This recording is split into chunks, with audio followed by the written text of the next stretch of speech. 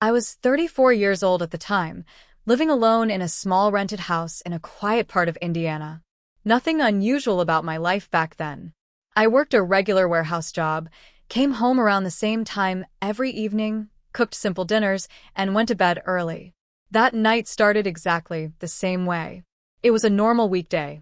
No plans. No visitors. Just me, my house, and the low hum of the refrigerator filling the silence. I remember checking the clock on the microwave. It was a little after 9 p.m. I had just sat down on the couch, scrolling on my phone, thinking about work the next morning. Then the power went out. Every light shut off at once. The TV went black. The house fell into a kind of silence that felt heavier than normal. I wasn't alarmed. Power outages happen sometimes in that area. Old lines. Bad infrastructure. I even remember sighing and thinking it would probably be back in a few minutes. I used my phone flashlight and stayed on the couch. I didn't get up right away. I just waited. That's when I noticed something that didn't make sense. I could still hear movement. At first, I told myself it was the house settling. Old wood always made noise when temperatures changed. But the sound didn't come from the walls or the ceiling. It came from the hallway leading to my bedroom. It sounded like a foot dragging lightly across the floor. I held my breath and listened. The sound stopped. The house went completely quiet again. No. No ticking clock. Nothing. I laughed under my breath, trying to calm myself. I thought my mind was playing tricks on me because of the darkness. Then my phone vibrated. I hadn't received a message. The screen lit up for a second, just enough to show my reflection. That's when I realized something else was wrong. My front door was open. I could see it at the far end of the living room, just barely outlined by moonlight from outside. I knew for a fact I had locked it earlier. I always did. I stood up slowly, my heart starting to beat faster, but I still didn't panic. I told myself maybe I forgot. Maybe I was tired. Maybe the power outage made me overthink things. As I took one step toward the hallway, I smelled something unfamiliar. A faint scent, like sweat and damp clothing. Not mine. That's when I heard breathing. It wasn't loud. It wasn't rushed. It was calm, slow, controlled. And it wasn't coming from me. In that moment, standing in the dark with no power and no explanation, I understood one clear thing. Whatever was in my house had been there before the lights went out. I lived in a small single-story house on the edge of a quiet residential neighborhood. Most of the houses looked the same. Small lawns, short driveways, streetlights that barely reached the sidewalks. It was the kind of place where nothing ever happened, and that was exactly why I liked it. That night was calm and clear. No storm. No wind. The sky was dark, but the moon was bright enough to outline the houses across the street. It was late summer, warm but not uncomfortable. All the windows in my house were open just a little, letting in night air and the distant sound of insects. I had been home for about 2 hours when the power went out. I wasn't doing anything important, just sitting on the couch, scrolling on my phone, trying to relax before work the next morning. I worked early shifts at a distribution warehouse about 20 minutes away. My routine was simple. Work, home, sleep, repeat. I was alone that night. I didn't have a roommate or a pet. No one was supposed to stop by. My family lived in another state, and my friends usually stayed in the city. When I was home, it was usually just me and the quiet. After the lights went out, I stayed seated for a minute. I wanted to see if the power would come back on its own. The neighborhood stayed dark. No streetlights came back on. That told me it wasn't just my house. It was probably the whole block. I checked my phone for alerts. No messages. No emergency warnings. My signal was still working, which made me feel a little better. I assumed a transformer had blown somewhere nearby. I decided to get up and check the breaker box in the hallway. The house wasn't new, and the wiring had caused small problems before. I walked slowly, using my phone's flashlight to light the way. The beam moved across familiar walls, family photos, and doors I had opened 1,000 times before. Everything looked normal. I remember thinking how strange it felt to see my own house without lights. Shadows looked deeper. Corners felt farther away. Still, nothing seemed wrong. I wasn't scared yet, just alert. As I reached the hallway, I paused and listened. I could hear the distant sound of traffic from the main road a few blocks away. Somewhere outside, a dog barked once and then stopped. Other than that, the house was silent. I didn't know it yet, but this was the last moment that felt normal. Everything after that changed the way I look at darkness forever. I stood in the hallway longer than I needed to. I told myself I was just being cautious, but the truth was I didn't want to move yet. The silence felt thick, like the house was holding its breath. I shifted my weight, and the floor creaked under my foot. The sound felt louder than it should have. I aimed my phone light toward the breaker box. It was closed just like always. Nothing looked out of place. Still, I didn't open it right away. Instead, I listened again. That's when I heard it. A faint sound came from the back of the house. It wasn't a bang or a crash. It was soft, like fabric brushing against a wall. I turned my head slowly, trying to figure out where it came from. The beam of my flashlight moved across the hallway and stopped on the door to the guest room. The door was open. I was sure I had closed it earlier that day. I always kept it shut because I didn't use the room. I stared at it, trying to remember opening it, but nothing came to mind. I told myself it must have been the air from the open windows. Then the door moved. Not much. Just a slight shift, like someone had touched it and let go. It stopped halfway, leaving a narrow gap between the door and the frame. My chest tightened, and I felt a slow wave of unease move through me. I took a step back. My phone light shook as my hands started to sweat. I listened again, focusing on every small sound. That's when I noticed something else. The air smelled different. A stale, heavy smell that didn't belong in my house. I thought about calling out, but my throat felt dry. I didn't want to announce where I was. That thought alone scared me more than the sounds. From somewhere near the kitchen, I heard a soft click. It sounded like metal tapping against metal. I couldn't place it at first. Then I realized it sounded like someone gently turning a door handle and letting it go. My heart started beating faster. I tried to breathe slowly, but every breath sounded too loud in my ears. I stood completely still, afraid that even the smallest movement would give me away. The house felt different now. It didn't feel empty anymore. It felt occupied. I slowly backed up until my shoulder touched the wall. I kept the light pointed down the hallway, waiting to see movement. Nothing happened. No footsteps. No voices. Just silence. But I couldn't shake the feeling that I was being watched. The kind of feeling you get when someone is standing just out of sight, waiting. I knew I shouldn't stay in the hallway, but my legs felt stiff, like they didn't belong to me anymore. I slowly stepped backward, keeping my phone light pointed straight ahead. Every shadow on the wall seemed darker now, deeper, like it could hide something inside it. Another sound came from the kitchen. This time it wasn't subtle. I heard a clear footstep, a heel pressing down, then lifting. Someone was walking. Slowly. On purpose. I felt my stomach drop. There was no more pretending this was normal. Someone was in my house, and they were moving closer. I turned off my phone flashlight for a second. I don't know why.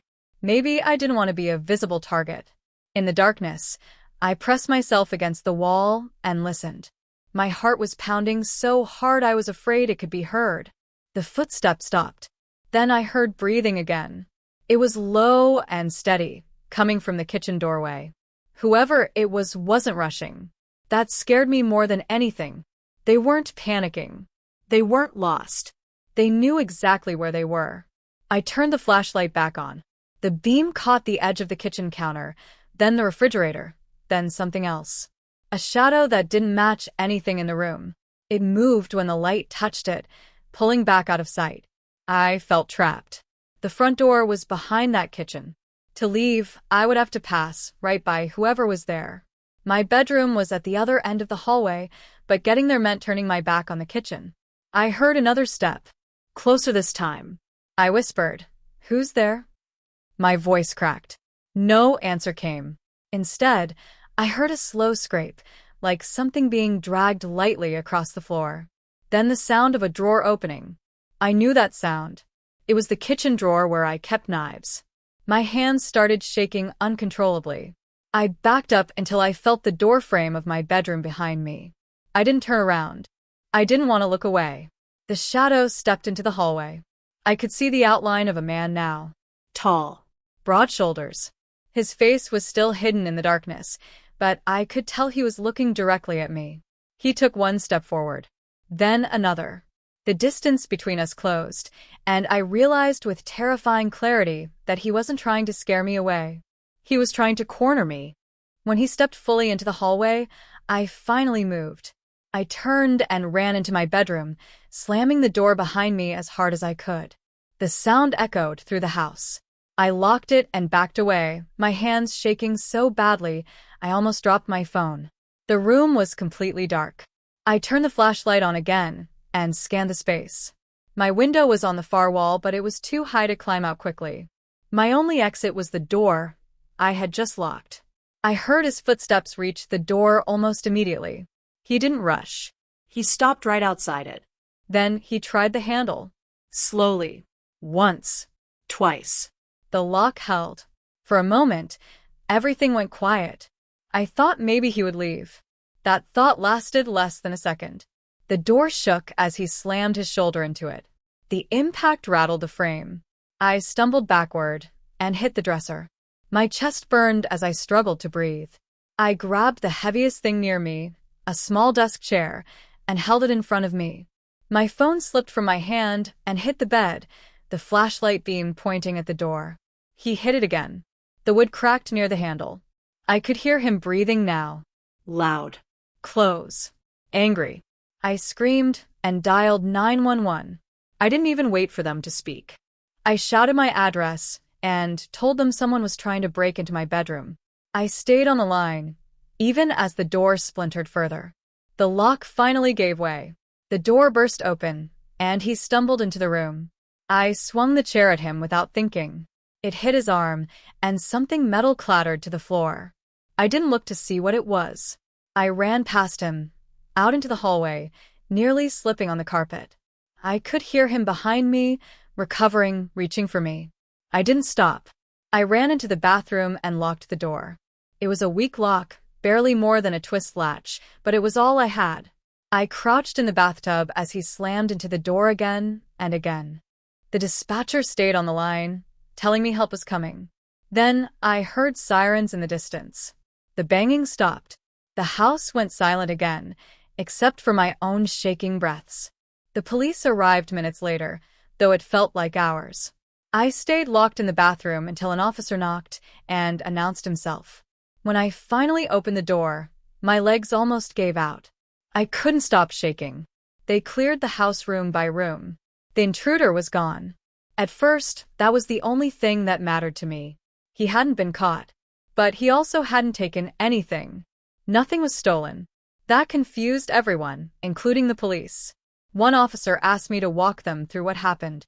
As I did, they began noticing things I hadn't paid attention to before. The guest room wasn't just open. The bedspread was wrinkled, like someone had been lying on it.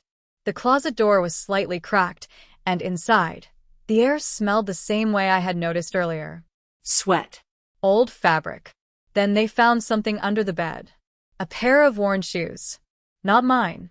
In the kitchen, one of the drawers was open.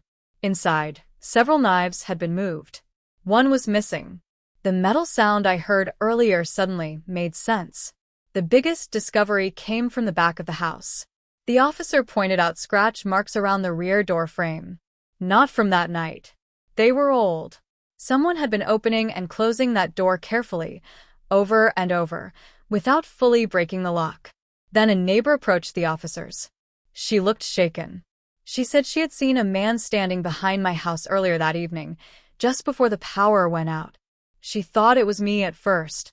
He was standing still, like he was waiting for something. The power company later confirmed the outage wasn't an accident. Someone had tampered with the electrical box behind my house. The power had been cut manually. That was the moment everything changed. He hadn't just entered my house during a blackout. He had caused the blackout. The police told me this meant he likely knew my routine. He knew when I'd be home. He knew I lived alone. He knew darkness would give him control. And then they told me the final detail. A house 3 blocks away had been broken into the same way 2 weeks earlier. Same time. Same method. Power cut first. In that case, the resident hadn't been home. I had been. Twist reveal, shocking truth. The police arrived minutes later, though it felt much longer. I stayed locked in the bathroom until an officer knocked and said my name. When I opened the door, my legs felt weak, like they might give out at any moment. They searched the house slowly, room by room, closet by closet. The man was gone. At first, the officers thought it was a random break-in. That idea didn't last long. Nothing was stolen. My wallet was still on the kitchen counter. My laptop was untouched. Even the TV was still in place. That didn't make sense. One officer asked me to show him where I first heard the noises. As we walked through the house, he stopped in the guest room. The bed looked disturbed, like someone had been sitting or lying on it. The closet door was open just a few inches. Inside the closet, they found a crushed water bottle and food wrappers. Not new ones. Old. Days old. That's when they realized something worse. Someone had been inside my house before that night. In the kitchen, the officer picked up a knife from the floor near my bedroom door. The blade was long, heavy. It wasn't from my knife block. I didn't own anything like it. Outside, another officer called us over. He pointed to the electrical box behind my house. The panel had been opened. The main switch had been pulled by hand. This wasn't a random outage. The power had been shut off on purpose. The officer told me the man likely cut the power, knowing it would force me to move through the house in the dark. Then a neighbor spoke up. She said she had seen a man in my backyard earlier that evening. He wasn't breaking in. He was just standing there, watching the house. The final detail came from the police radio. There had been another case 2 weeks earlier, just a few blocks away. Same type of house. Same time of night. The power had been shut off there too. That homeowner wasn't home. I was. And the man had been waiting for me. I didn't sleep in that house again. That night, after the police left, I packed a bag and drove to a friend's place across town. I sat awake on his couch until the sun came up, replaying every sound and every shadow in my head. I kept thinking about how quiet the man had been, how controlled his movements were, like he had done this before. The police followed up over the next few weeks. They took fingerprints. They asked my neighbors questions. They checked nearby security cameras. Nothing clear ever came back. The cameras that could have caught him were facing the wrong direction. The prints were smudged. The trail ended almost immediately. I moved out of the house less than a month later. Before I left for good, I went back one last time with a friend to collect the rest of my things. The power was on. The house looked normal again. Almost too normal. Sunlight filled the rooms, making it hard to believe anything bad had happened there at all. But in the guest room closet, I found something the police had missed. Scratched into the paint on the inside wall, barely visible unless the light hit it just right, were several small marks. Vertical lines. Groups of them. Like someone counting days. I didn't tell anyone about that. The case was never solved. No arrest was ever made. The police eventually stopped calling. Sometimes, late at night when I'm alone and the power flickers, I think about that man standing in my hallway. I think about how he knew when to cut the lights. How he knew where I'd be. What scares me most isn't that he got away. It's the thought that he learned something that night. That next time, he might make sure I don't. I didn't sleep in that house again. After the police left, the house felt wrong. Too open. Too exposed. Every shadow felt like it had weight. I packed a small bag, locked the door behind me, and drove to a friend's apartment across town. I didn't tell him everything.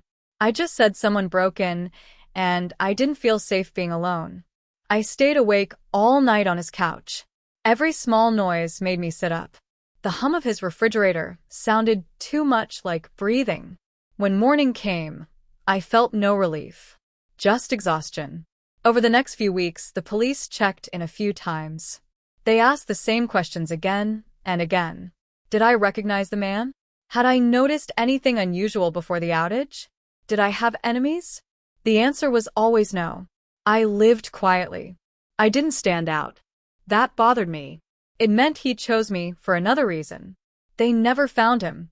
No arrests. No suspects. The case slowly went cold. I moved out of the house within a month. Before handing in the keys, I went back one final time with a friend to collect what I couldn't carry before. It was daytime. Bright. Calm. Birds outside. The house looked harmless again. That almost made it worse. While packing the last box, I opened the guest room closet one more time. I don't know why. I just felt pulled to it. The sunlight hit the inside wall at a certain angle, and that's when I saw them. Scratches. Thin. Shallow. Counted carefully. There were groups of lines carved into the paint. Some groups had 4 marks. Some had 5. They weren't random. They were deliberate. Like someone had been keeping track of time. Days.